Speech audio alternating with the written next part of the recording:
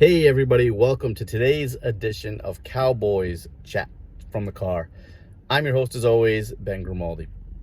And today we're going to be talking about a few things. One of the things we'll be talking about is injuries. And you know, as the week goes on, one of the biggest themes for the Cowboys is injuries.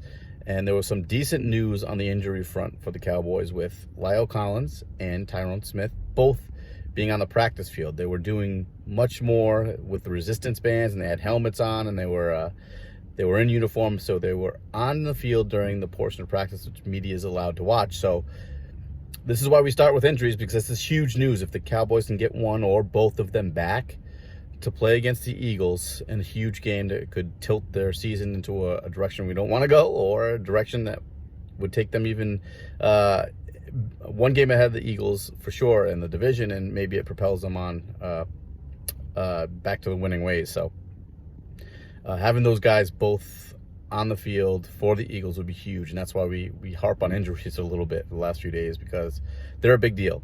The other injury, Amari Cooper, still not on the field. No Randall Cobb either. No Byron Jones. No Anthony Brown. And today, Zach Martin missed practice, and they think it's just a maintenance day off for him because he's got back and other injuries. So, but the big news is both tackles were on the practice field doing a little bit more than they've done recently. So that's kind of big news. Other news, we're talking about the Dallas Cowboys and their fans.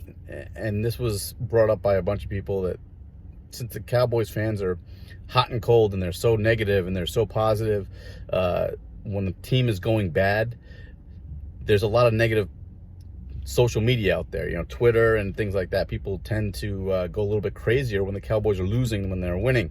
So it makes some people say, hey, those people who are negative are not real fans. And nothing could be further from the truth, okay?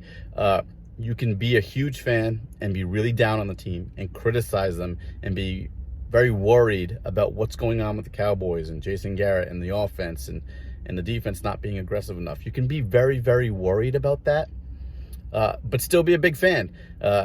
If there wasn't such an uproar on social media and Twitter and things like this, you would know that people don't care. They're America's team for a reason, and it's because people care. So many passionate Cowboys fans are out there, and just because they're making a stink because the Cowboys are bad right now doesn't mean that they don't care. They care immensely, and that's why they're making such a big stink, because they want the Cowboys to do well. So just because you're criticizing the team doesn't mean that you're not a fan of the Dallas Cowboys. It's actually on the contrary. If you're a true fan, and I don't care where you're from, I don't care if people say, hey, if you're not from Dallas or Texas, you can't be a Cowboy fan, which is nonsense. I'm not from Dallas. I'm not from Texas, and I'm a huge fan. So let's not confuse the two things. You can be critical of the team and be worried, but still be a big fan of the team. So if you're critical of the team, it doesn't mean you're not a fan, and that's just straight garbage, and people need to realize that. And also, finally, with the Cowboys and Jason Witten, and we talked about this a few days ago, his snaps continue to go up. So he was up in the 80-something percent against the Jets. And some of that has to do with the Cowboys needed some help blocking, and he was in there, and when they're winning, he doesn't need to play as much because they don't need him in there in the passing game, which they were down big the last few games, so they needed him in there. And against the Jets, they needed him in there to block a little more because he's still better than Jarwin and Schultz. So his snaps going up is kind of an issue.